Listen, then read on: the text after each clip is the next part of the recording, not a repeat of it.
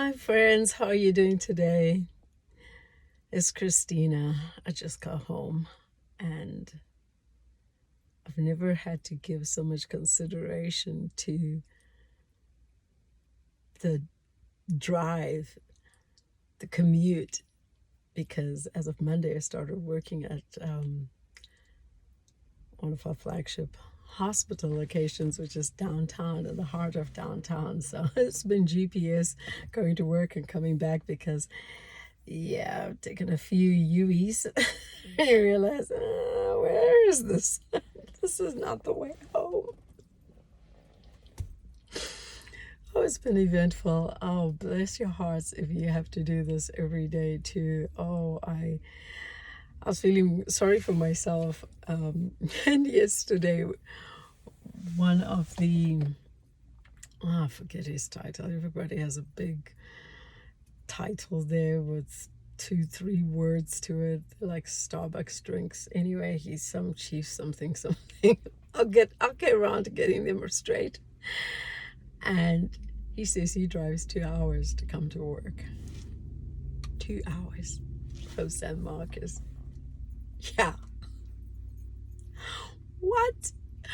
Here I'm complaining about having an eventful 30-minute drive to work, and somebody drives 2 hours.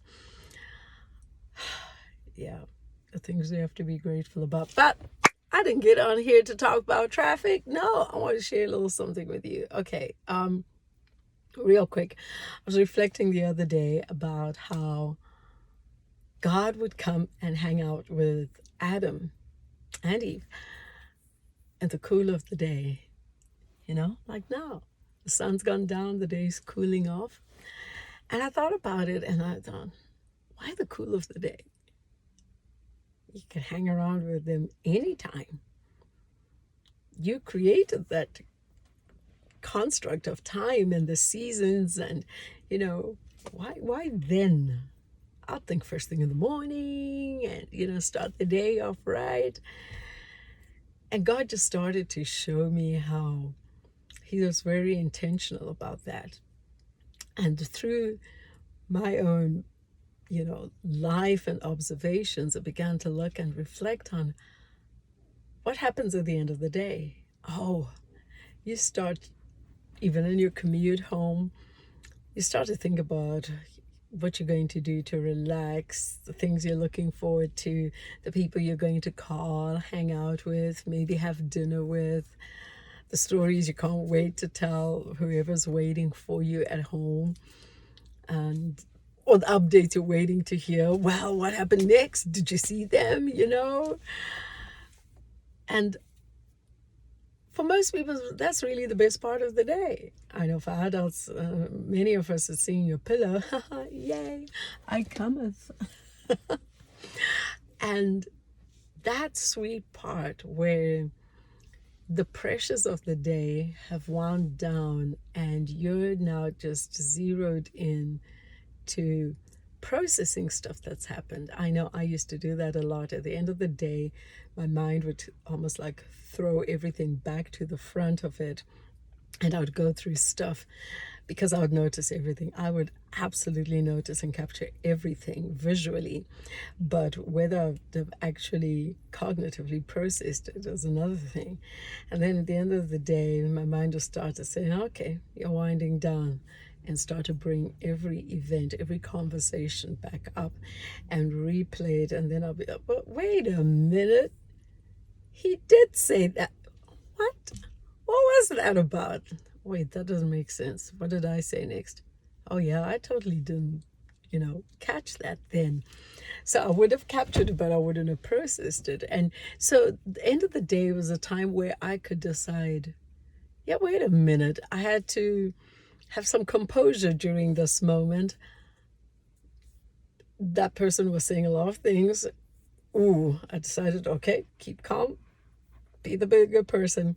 But this is a time where I could now go through, well, they actually said that.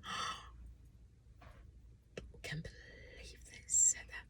And it's in those moments I could decide to reflect on something and decide how I'm now going to feel about it. Am I going to be offended? Am I going to decide, you know what? I've got a good comeback for them. I'm going to, address this tomorrow.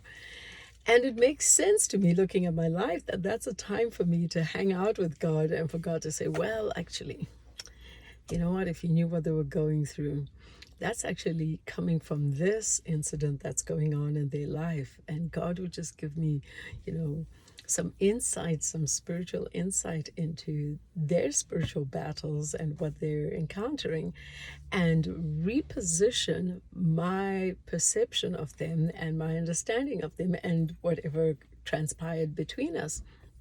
And even if it was just a great little conversation, hi, how are you doing? Hugs, oh, so good to see you. And God may say, you know what? They weren't doing well at all. There's stuff going on. They're really struggling with it. They think they would burden you with it. Pray for them in line with this. So it's not always just stuff about altercations or, negative stuff that people have said, but things that we miss because we're going through life in the moment, in the physical. At times we're not spiritually in tune with what's actually also going on in that time and space.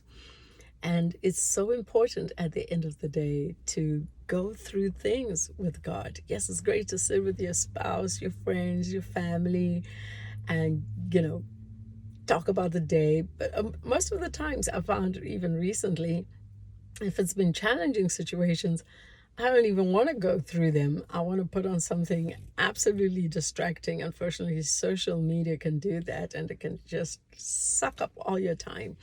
So that's not recommended. But I'd put on even a funny, show and think, watch this, or an action movie, and I'll think to myself, oh, by the time I'm halfway through this, I'd have forgotten everything that happened the whole day. And I actually wouldn't process the whole day. And I began to do this a lot, but I began to find myself feeling more and more not as sensitive in the spirit, not feeling a bit numb and blunt, for other, for want of other terms, having not so much of a sharpness to catch on what is going on, because I was allowing myself to become calloused. Instead of processing stuff with God at the end of the day, I was finding a way to actually push it aside. I think I shared recently how last year, towards the end of last year, I had a major trigger in my life which brought up something I was convinced I had gotten over, and it really, really shocked me. And I said, God, what is this? Why would this affect me? I forgave this. I got over it. And God said to me, you know what? Pushing something aside and not dwelling on it and moving on, and even choosing to not think about it again, doesn't mean you've healed. Yes, you've moved on, but you may not have necessarily healed. So when you see something or you experience something that triggers those feelings, or any other emotions that you experience during that process, or you start to anticipate them and think, oh no, wait a minute, am I going through this again? You will start to anticipate the next steps, and your reaction will actually happen before they transpire. And you may look like you're overreacting and you're being triggered, really, because you never healed.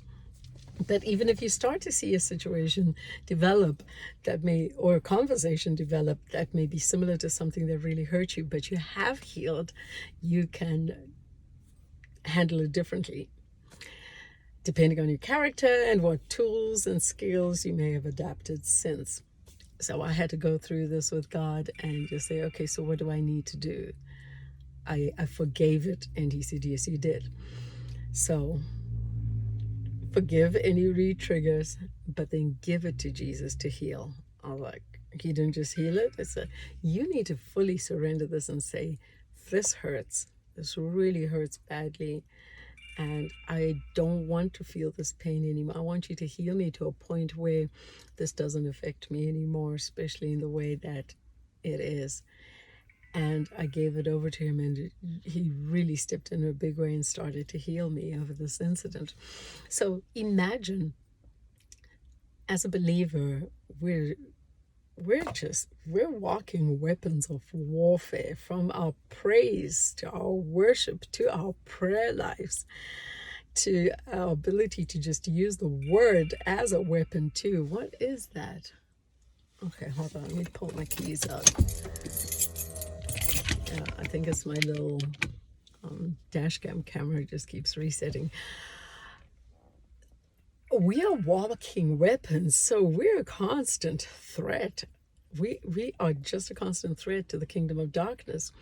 And if we fail to realize this and think that perhaps only if we're praying and fasting, then we could be perceived as a weapon, and we think, and sometimes the enemy deceives us into thinking that if we don't come for him, he won't come for us. Yeah, no, because he knows it's only a matter of time. A conviction here, a word of encouragement there, a testimony there, and something will awaken in us. So he's always looking to immobilize us or make us ineffective. So if we realize this, we've got to walk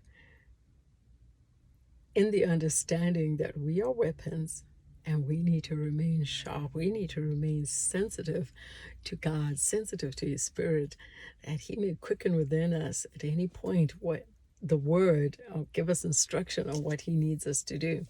So waiting till Sunday to check in with God, oh man, imagine all the other stuff you would have pushed aside, all the other stuff you'd have just, I don't know about that, or doubt within the flesh, or ignored. And you never really got that time to check in with him. Just committing your day to him, having a devotional session where you read the word, read some nice devotional message, put your requests to God, praise him, thank him, and never give him a chance to just sit with you.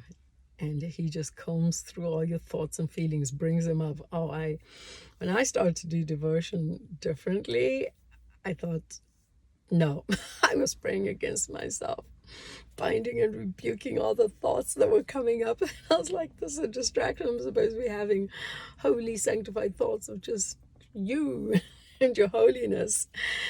Why am I thinking about what happened with that person? Why am I thinking about this? Why am I thinking about the plans I have for this and where I wanted to go and this other thing that I was, reading about?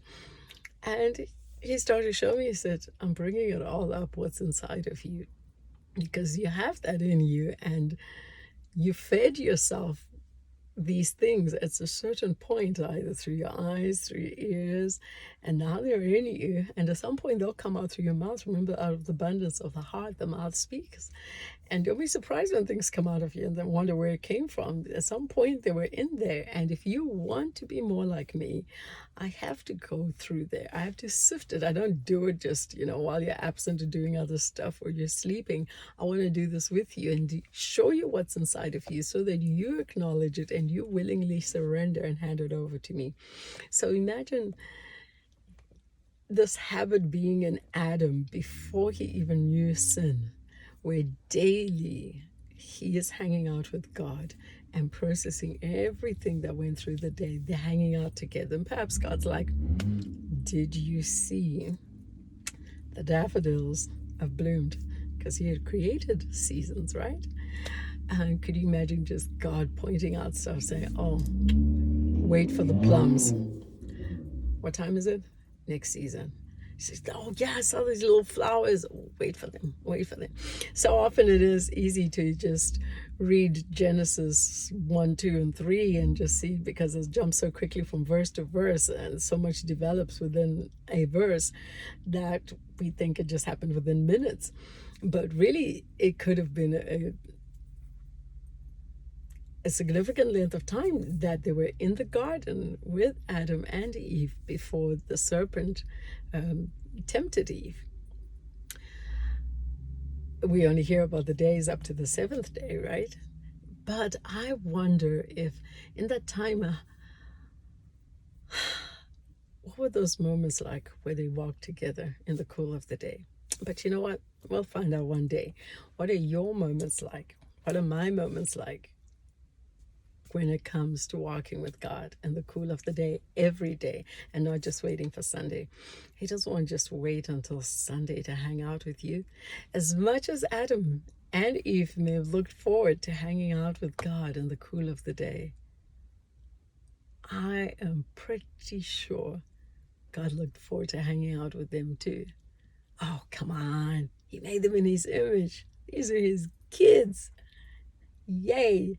Can't wait till they're done tending the garden. Oh, it's that time. Gonna go chat with them. And he knew the thoughts, but just a companionship, hanging out with them. And God so eagerly looked forward to that, which is one of the striking things,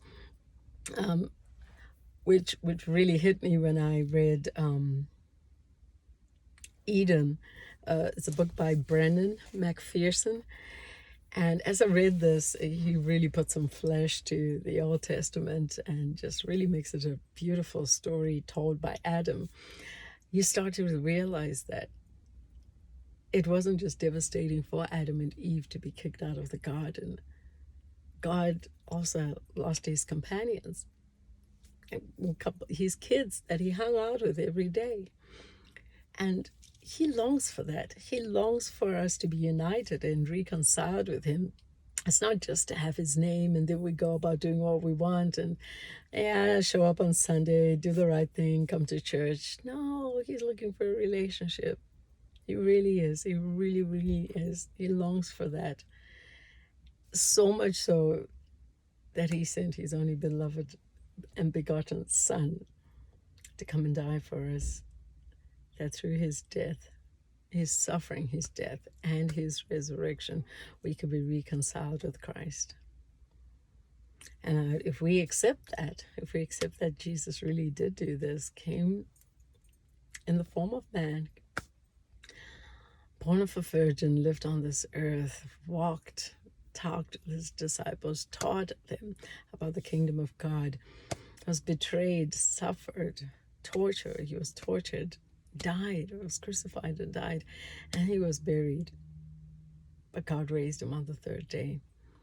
And that by so doing, he paid that price of eternal separation from God.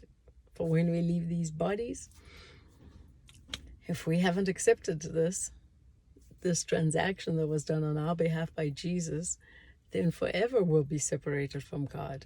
But he loved us and loves us and longed for us so much that he made this provision even before you and I were born, that if Jesus pays this debt for us, then not only in this life do we get to walk on this earth and have this relationship with him spiritually, but when we die and our bodies are no more on this earth, we still get to see him and live with him forever and ever and ever. Amen. Walking in the cool of the day with him. So there'll be a new heaven and a new earth. Well, that's all I wanted to share. It was a little bit longer than I thought it would be, but there we go. So yes, you may have your own end of day routine, which is all good and well, but somewhere in there, I know you can figure it out. Which point you're going to give God to spend time with you. Is it going to be on your commute home? And, you don't call your friends as you drive home, but you spend that time talking with God and going through what went on during the day. Say, hey, God, what was that about? And it doesn't sound like a super religious practice that you're building where you say all these special words. It's just talking with your friend, talking with him, running things through him, by him, and letting him give you some insight, some wisdom, some guidance. And it could be when you get home, you may have some time alone before everybody comes home. It could be when you get home and you're in the shower, or you get to just slide into the bathtub and have some time. Maybe that me time should be me and God time, right? That me time that people are so able to carve out these days, maybe that really should be me and God. And if you can't do it every day in the beginning, just, where you can slot it in until you can get that fixed routine going, I totally encourage it. All right, guys, I love you all so much. Oof, there's my time. Just wanted to give you a little something and say, hey, and another thing. So I'll see you again real soon. I love you. God bless you, and keep hanging out with God. Mwah.